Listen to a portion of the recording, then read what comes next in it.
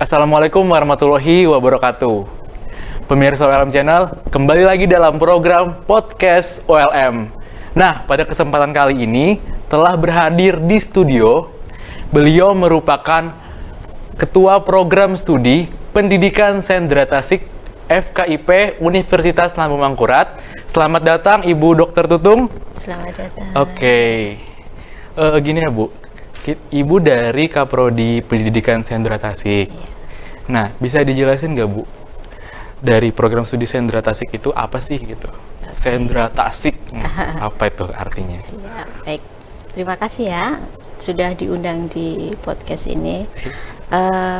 Yang pertama-tama mungkin saya luruskan dulu, bukan luruskan ya, kayak bengkok aja. Jadi program studi Sendra Tasik itu dulu ya, sekarang menjadi program studi seni pertunjukan. Jadi program studi pendidikan seni pertunjukan. Kami biasa menyebutnya Prodi PSP, biar lebih singkat ya. Dulu Sendra Tasik 2008 kami membuat program studi itu, kemudian 2020 kemarin karena kita harus menyesuaikan nomenklatur yang ada di Dikti, maka kami menjadi program studi seni pendidikan seni pertunjukan. Jadi bukan lagi program studi Sendra Tasik ya. Sendra Tasik itu sebenarnya singkatan dari seni drama, tari dan musik. Sebenarnya kami hanya konsen pada tari dan musik aja, meskipun kami juga ada mata kuliah drama, tetapi memang satu-satunya di Kalsel ini yang ada tarinya dan ada musiknya. Jadi kami memang sebenarnya konsennya di situ. Namun selain mata kuliah itu juga kami ada juga mata kuliah pengembangan keilmuan juga, sama seperti program studi yang lain. Ada metode kualitatif, kuantitatif, kemudian pengembangan keilmuan teoritis yang lain. Ya. Oke, berarti selain berfokus pada seni juga ada pendidikan ya Bu? Karena namanya juga di FKIP. Iya, betul. Selain praktek ya, kami mengajarkan praktek misalkan tari, musik dan juga drama, serta ada tata rias dan busana ya kan. Jadi mahasiswa diajari untuk seperti make up wedding, artis. Jadi ketika mereka masih kuliah, mereka sudah bisa mempunyai keahlian itu. Berarti itu dalam bentuk mata kuliah, Bu? Mata kuliah juga.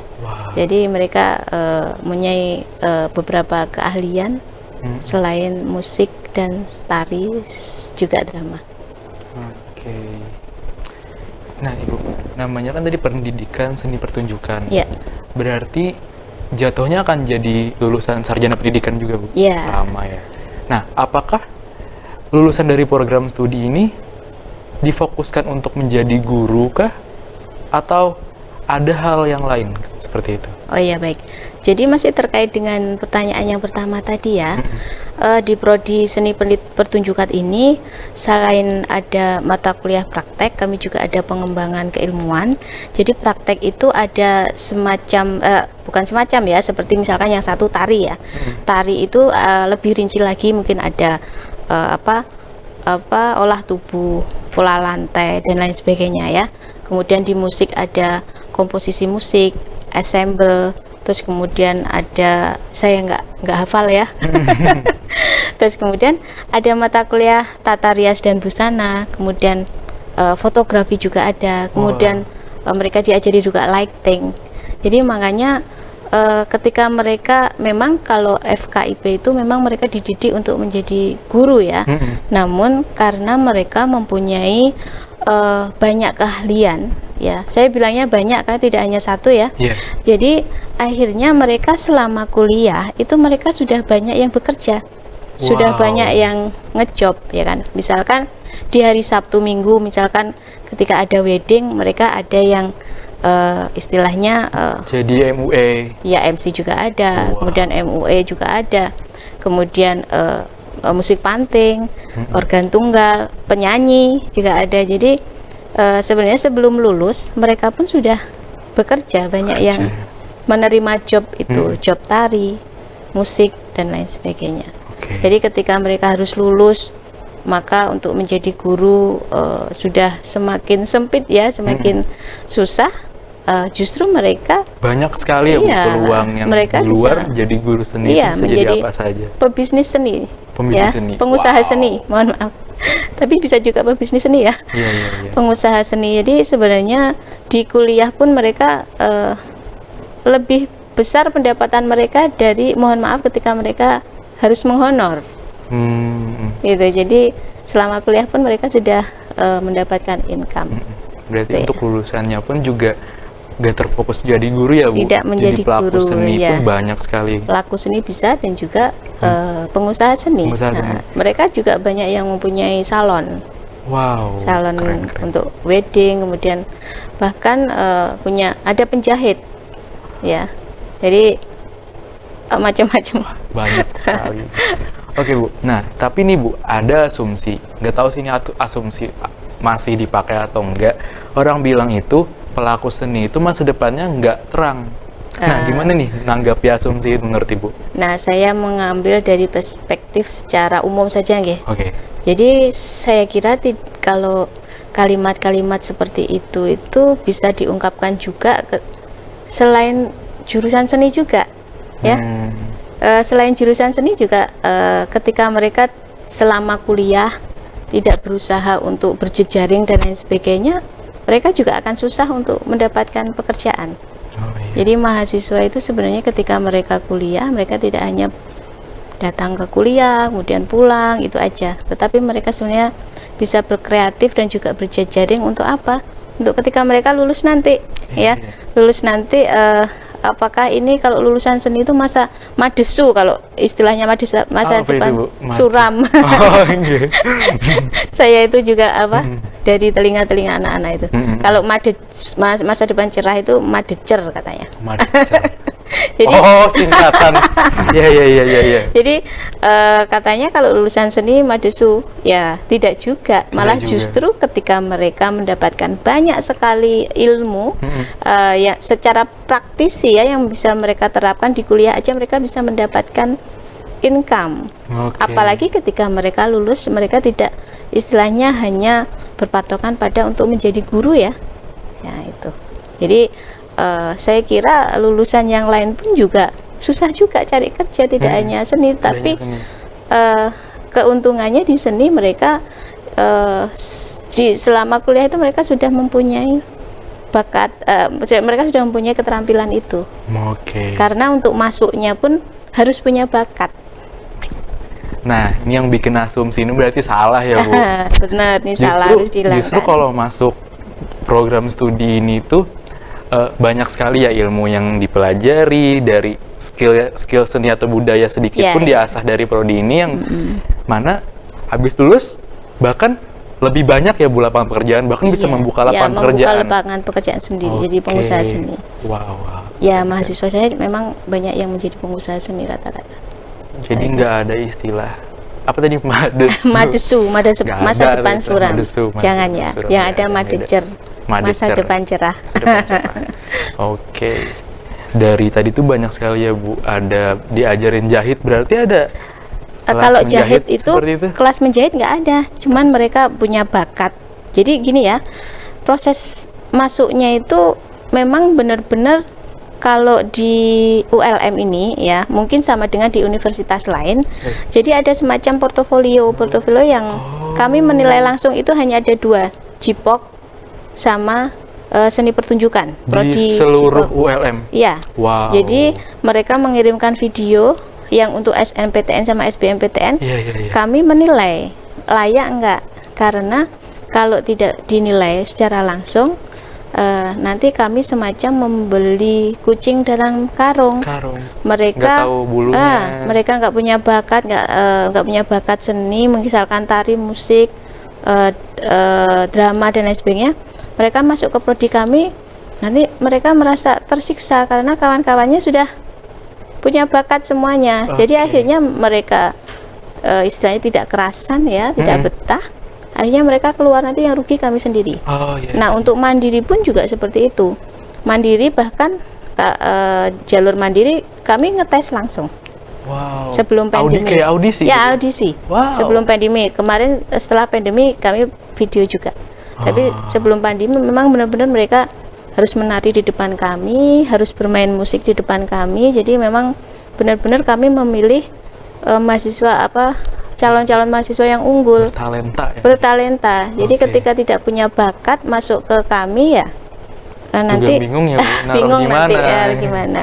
Mau belajar juga nanti takutnya tidak bisa mengikuti kawan-kawannya. Oke, berarti untuk sekarang itu fokus dari program studi ini ada 2 ya, Bu, musik sama tari. Musik sama Buat teman-teman, apalagi calon mahasiswa nih, Bu. ya, ya. Nah, tadi bisa dijelasin nggak portofolio itu tadi dalam bentuk apa sih? Atau gimana sih maksudnya gitu? Seperti ini ya, itu kalau sudah ditentukan sama pusat ya dari Dikti, Oke. dari LTMPT kalau tidak salah. Mohon Ya. maaf kalau salah ya. Jadi itu ada semacam rambu-rambu yang harus dipenuhi ketika mereka harus masuk jurusan seni Oke. atau musik. Jadi ketika seni, mohon maaf, tari atau musik. Kalau tari mereka harus ada syaratnya menari, mungkin tari daerah atau apa. Nggih. Sudah ada ininya, rambu-rambunya. Kalau untuk Musik musik, seperti apa. oke. Nah, sama seperti kita seleksi mandiri juga ada rambu-rambu yang memang harus mereka laksanakan untuk kami uji secara langsung. Oke. Jadi istilahnya ujian-ujian yang mereka harus lewati itu supaya nanti kami tidak mohon maaf tidak membeli semacam kucing dalam karung kan tidak tahu ya. Jadi memang benar-benar yang berbakat yang masuk ke prodi kami. Berarti udah diseleksi Benar-benar. benar-benar. Oke. Dan berarti minimal kalau untuk musik itu 1 alat musik atau Iya. 1 kemampuan untuk bermusik Iya. cukup Iya. seperti itu, Bu. Tapi mereka nanti juga akan diajari beberapa musik yang lain seperti yang harus mereka kuasai seperti musik panting itu karena musik lokal kita Kalimantan iya, Selatan iya. harus bisa. Oke. Wah, ini prodi yang sangat fun ya, bisa dikatakan seperti itu karena isinya berkarya Iya. dan lain sebagainya. Oke. Tapi kita habis ini ada break sebentar, Bu, dan akan kita lanjutkan ke segmen selanjutnya. Iya, ya.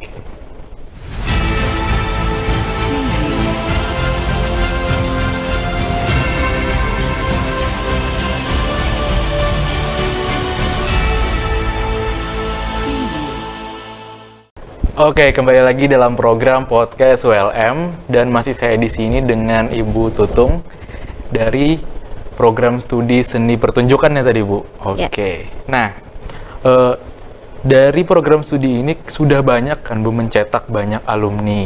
Nah, dari pandangan Ibu apa sih tantangan bagi alumni khususnya di era digital ini, Bu? Alumni pendidikan seni khususnya seperti itu. Oke, baik. Jadi para alumni ini mereka sebenarnya kalau dari sisi pekerjaan dan lain sebagainya ya, karena mereka mempunyai banyak talenta, mereka tidak memfokuskan pada harus menjadi ini ya kan, karena mereka mempunyai keterampilan, tetapi mereka juga punya tantangan sebenarnya. Tantangan ini bahwa sebenarnya masyarakat sebenarnya juga harus lebih aware, harus lebih bangga dengan kebudayaan kita, seni budaya kita, baik itu seni tradisional ataupun seni modern. Jadi itu yang tantangan bagi mereka. Jadi kami yang lembaga kependidikan ini yang sudah istilahnya ikut membantu melestarikan budaya yang kita miliki dan kami mengembangkan budaya itu, seni budaya itu ya. Jadi alangkah indahnya ketika masyarakat pun lebih mengapresiasi ya, itu ya tantangan mereka. Selain itu juga bahwa otomatis alumni ini juga adalah pelaku seni. Jadi seni yang dihasilkan ini harus lebih dinamis, dalam arti apa?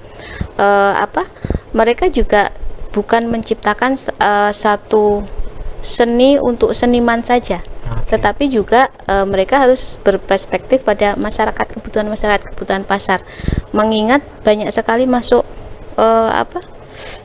hiburan-hiburan dari luar ya. Jadi kita juga bagaimana seorang pelaku seni ini juga menciptakan satu karya seni yang lebih diminati oleh masyarakat, supaya lebih luas, dikembangkan lagi.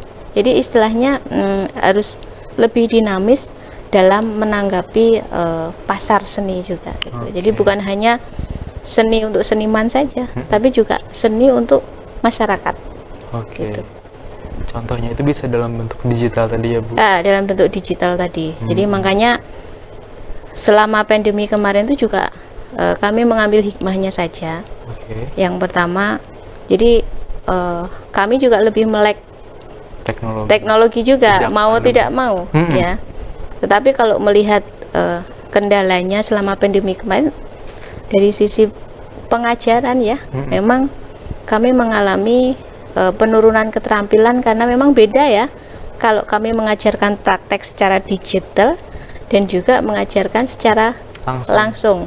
Tetapi juga dari situ juga akhirnya untuk memudahkan belajar melalui aplikasi itu, akhirnya mau tidak mau guru ataupun dosen juga harus bisa menciptakan satu aplikasi yang pembelajaran seni yang mudah seperti apa. Itu tantangan bagi kami.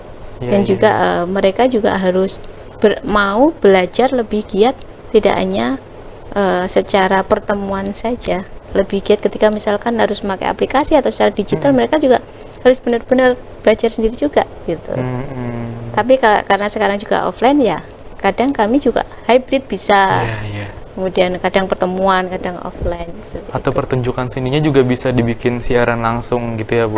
Kemarin kebetulan kami tuh punya satu gawe yang besar ya, setiap tahun sekali itu sebenarnya mata kuliah manajemen seni, kemudian pagelaran. Untuk pagelaran, nah itu mata kuliah itu sebenarnya para mahasiswa ini menciptakan satu karya seni, bagaimana mereka mencari donatur, misalkan produksinya seperti apa, kemudian pertunjukannya seperti apa, kemudian nanti dinilai di situ, dan itu nanti digelar secara akbar.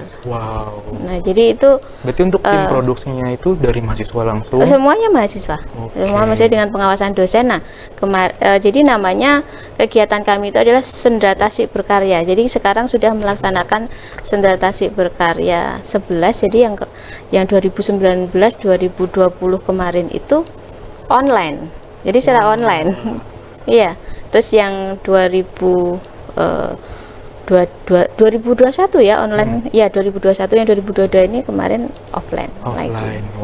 Jadi kami sudah menggunakan digital juga. Digital sudah pernah ya Bu sejak pandemi. Nah ini ada pertanyaan nih Bu. Jadi kan semua mahasiswa ini kita anggap semuanya anak seni. Ya. Memang anak seni ya Bu kayaknya.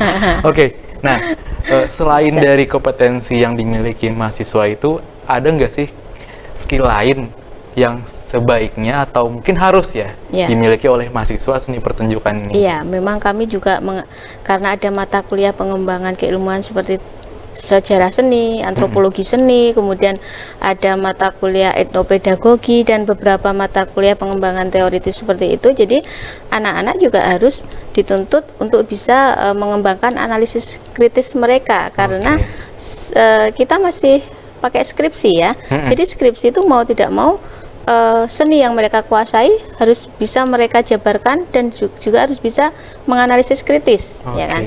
Itu yang pertama. Kemudian yang kedua juga yang terpenting ini mata kuliah kewirausahaan. Kewirausahaan ini sangat penting buat mereka karena ini bekal mereka ketika mereka tidak harus terfokus menjadi pegawai misalkan pendidik. Saya harus kerja sebagai guru. Kalau nggak ada mau kerja di sini penuh di sini nggak bisa. Jadi mereka bisa mengembangkan talenta mereka untuk mereka menjadi pengusaha seni. Jadi mata kuliah kewirausahaan ini juga dikembangkan oleh mereka. Selama kuliah pun mereka juga sudah banyak yang yaitu tadi yang sudah saya jelaskan di awal tadi. Iya. Berarti bukan cuma pelaku seni, juga pengusaha seni, punya otak wirausaha entrepreneurship. Nah, dari program studi ini Bu, keunggulannya bisa dijelasin biar semakin tertarik nih penonton buat masuk. Iya, ini menarik ya. Jadi mau cerita tentang keunggulannya sepertinya ya seperti tadi juga ya. Di program studi seni pertunjukan ini kami tidak hanya memfokuskan pada mata kuliah praktek saja yang harus mereka kuasai. Jadi mau tidak mau mata kuliah praktek ini mereka setelah lulus pun mereka benar-benar menguasai, apalagi ketika mereka bakat saya ini, jadi ketika diajarkan ini ya aku benar-benar mempelajari ini, ya kan. Tetapi di sisi lain mereka juga diajari untuk pengembangan keilmuan analisis kritis mereka, juga kewirausahaan mereka. Jadi di sini itu makanya mungkin ketika ditanya apa sih menariknya masuk ke seni ini, ya ketika mereka yang punya bakat seni sangat menarik untuk masuk ke sini dan berlomba-lomba untuk masuk. Banyak. Wah.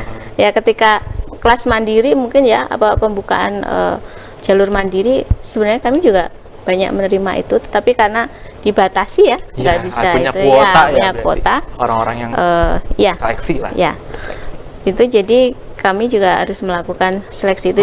Kelebihannya yaitu ketika lulusan kami, mereka tidak hanya menguasai seni secara praktek yang bisa mereka kembangkan, tetapi mereka juga mempunyai wirausaha untuk menjadi seorang pengusaha seni. Jadi mereka bisa mengembangkan ini di luar setelah lulus, ataupun bahkan mereka di dalam maksudnya belum lulus pun mereka sudah mengembangkan ini. Dan juga yang saya ketahui, yang saya tangkap ini banyak sekali mereka menjadi make up artist wedding juga.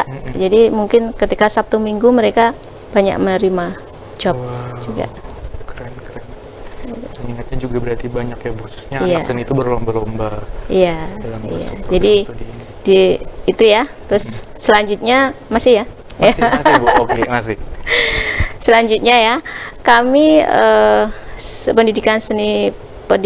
program studi pendidikan seni pertunjukan FKIP ULM ini adalah lembaga pendidikan yang di sini kami mengembangkan kesenian, tidak hanya kesenian tradisional tapi juga kesenian modern. Jadi kami berani deh ketika dari manapun ketika ingin melihat kesenian Kalimantan Selatan secara keseluruhan, bisa deh datang ke prodi kami. Iya. Jadi kami juga istilahnya mahasiswa dan dosen sini juga merupakan pelaku pelestari budaya nasional. Karena ketika benteng terakhir benteng terakhir dari pertahanan kita adalah kebudayaan. Jadi ketika budaya luntur, apalagi nanti yang kita punya. Jadi kami di sini adalah orang-orang yang melestarikan dan mengembangkan seni budaya Indonesia. Oke, keren. Nah, dari tadi kita bahas kayak kerennya program studi ini, terus tadi juga Ibu jelasin kelebihannya nih. Tapi mohon maaf nih Bu, kalau boleh tahu nih, dari semua itu pasti ada hambatan. Ya. Nah, bisa dijelasin nggak? Mungkin hambatannya selama ini apa gitu? Kalau ngomong masalah hambatan banyak ya, tapi ya agak juga. Jadi hambatan-hambatan kami selama kami di Universitas Lambung Mangkurat di Fakultas Keguruan dan Ilmu Pendidikan ini, kami banyak sekali hambatan yang diminimalisir sudah. Ya, jadi diminimalisir oleh apa sih yang diperlukan oleh prodi seni ini. Jadi kami duduk bersama dengan pimpinan. Jadi sebatas masih bisa ditangani, bersama-sama ditangani. Tapi memang di mana-mana tidak hanya seni saja sebenarnya, untuk mengembangkan ke seni ini kami punya satu hambatan, yaitu fasilitas untuk mengembangkan kesenian. Tetapi sedemikian hingga fakultas dan universitas sudah menangani dengan baik secara perlahan. Kan nggak bisa tiba-tiba langsung jelek gitu, nggak bisa. Jadi baik dari fakultas maupun universitas, dari dekan maupun dari rektor juga beserta jajarannya juga memperhatikan kami, apa sih keperluan kami, apa sih yang diperlukan untuk proses pembelajaran kami, sangat diperhatikan oleh pimpinan dan jajarannya.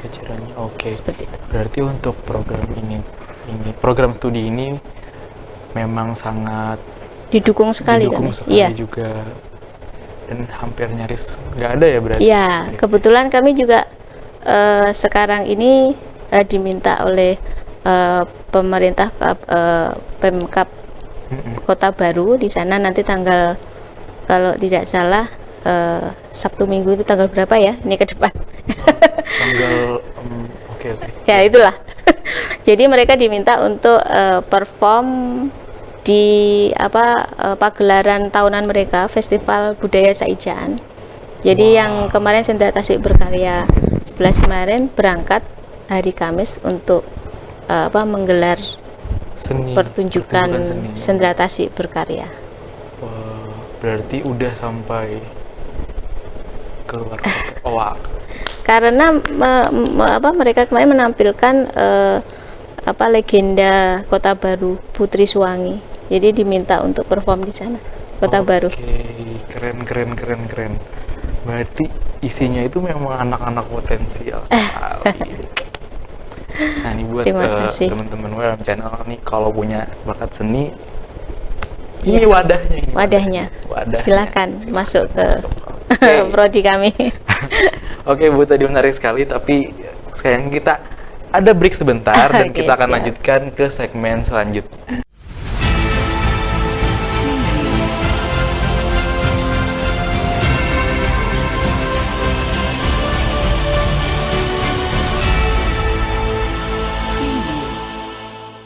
Oke, kembali lagi dalam program podcast WLM bersama saya Azhari. Di sini masih bersama Ibu Tutung ya dari program studi seni pertunjukan. Nah, mengingat karena Ibu juga seorang tenaga pendidik, nah gimana nih tanggapan Ibu tentang masalah pendidikan khususnya selama masa pandemi ini? Iya, baik, terima kasih ya. Jadi selama pandemi ini kemarin terus terang aja kami mengalami kendala dari kendala dulu ya. Kendalanya yaitu tadi sedikit saya singgung di depan tadi bahwa mahasiswa kami karena sebagian besar praktek seperti pada program studi yang lebih banyak porsi mata kuliahnya praktek, kami mengalami kendala yaitu penurunan keterampilan karena kami menyesuaikan ya harus dengan online. Ya. Nah, tetapi di sisi lain kami juga mengambil hikmahnya bahwa dengan adanya pandemi kemarin itu bukan berarti bersyukur ada pandemi, bukan ya, tapi kami mengambil hikmahnya ya. Tapi mohon maaf. Jadi dari situ kami berusaha untuk lebih melek secara digital ya. Jadi bagaimana teknik-teknik pengajaran bagi kami sebagai pendidik, tantangan kami yang memegang praktek ini bagaimana supaya mahasiswa tetap belajar. Karena kadang istilahnya jenuh juga kami. Gimana ini mau ngasih pembelajaran mereka supaya mereka tetap proses belajar mengajar berjalan dan mereka paham akan apa yang harus mereka kuasai ya khususnya kan? Untuk mata kuliah praktek ya, tapi memang benar tidak bisa dipungkiri kami mengalami kemunduran dalam penguasaan secara praktek ya. Namun kami yang secara teoritis mengajarkan ini masih kendalanya tidak sebesar yang mengajarkan praktek. Jadi memang itu kendala kami ya selama pandemi itu kami alami seperti itu. Tapi akhirnya dari situ juga para pendidik ini harus berpikir keras bagaimana mahasiswa tetap menguasai satu keterampilan seni secara praktek yang bisa disampaikan secara online, enak, mereka bisa menerima pembelajaran dengan nyaman juga. Jadi membuat aplikasi iya. Dan bikin inovasi biar ini mata kuliah praktek juga tetap harus jalan ya, Bu. Iya, betul. Nah, tadi kita singgung juga banyak masalah yang kelebihan dan kekurangan ya, Bu. Sekarang harapannya aja nih, Bu. Harapannya buat kedepannya sama untuk mahasiswa-mahasiswa Ibu yang anak-anak seni dan untuk dunia pendidikan kedepannya itu apa nih, Bu? Oke, baik, Mas. Jadi karena kami di pendidikan seni pertunjukan ini sebagian besar kami praktek ya, jadi kami memerlukan banyak sekali fasilitas, terutama tidak hanya perlengkapan dan lain sebagainya, tetapi yang perintil secara digital itu memang harus dilengkapi. Jadi mungkin fasilitas itu yang lebih diperhatikan, ditingkatkan supaya kami nanti bisa lebih bisa berkreativitas ya ta, lebih nyaman, lebih istilahnya lebih leluasa untuk bisa menciptakan satu karya seni yang seni ini tidak hanya seni untuk seniman tetapi juga seni untuk masyarakat sesuai dengan perkembangan zaman saat ini. Oke, keren sekali. Jadi kita bisa lihat tadi ya, dari awal banyak sekali khususnya untuk program studi seni pertunjukan ini ya Bu, yang dipelajari itu bukan cuman tentang jadi guru seni, tapi juga banyak hal yang bisa bikin kita jadi pelaku seni khususnya dan bahkan jadi pengusaha seni ya Bu. Oke, dan tadi juga program studi ini juga tadi apa namanya Bu? Program studi yang tahunan tadi. Oh, itu ada pagelaran kami tiap tahun ya, akbar namanya Sendratasi Berkarya. Nah, masih Sendratasi karena memang kami masih bikin nama gimana ya, karena gitu. Iya, bukan. Program studinya itu namanya Prodi Seni Pertunjukan. Dulu Sendratasi, tetapi kami masih memakai nama ini. Biar aja sudah melekat ini. Namanya, jadi kami singkat SB. Nah, sekarang kami sudah melaksanakan SB yang ke-11. Oke. Keren. Jadi mereka ini punya satu kegiatan yang sangat besar berarti ya Bu, namanya Sendratasi Berkarya. Iya. Nah, oke, tunggu apa lagi nih anak-anak seni khususnya yang masih SMP atau SMA, kalian punya sedikit bisa Bu, punya skill seni lah pada intinya. Daftarnya ke program studi ini karena inilah wadah kalian. Oke. Terima kasih buat penonton yang sudah mau nonton sampai selesai, dan terima kasih kepada Ibu yang sudah berhadir ke studio. Jika kalian punya kritik atau saran nih, bisa aja kalian ketik di kolom komentar. Dan jangan lupa kalau kalian suka video ini, jangan lupa like dan jangan lupa di-share ke teman-teman kalian. Terima kasih untuk perhatiannya.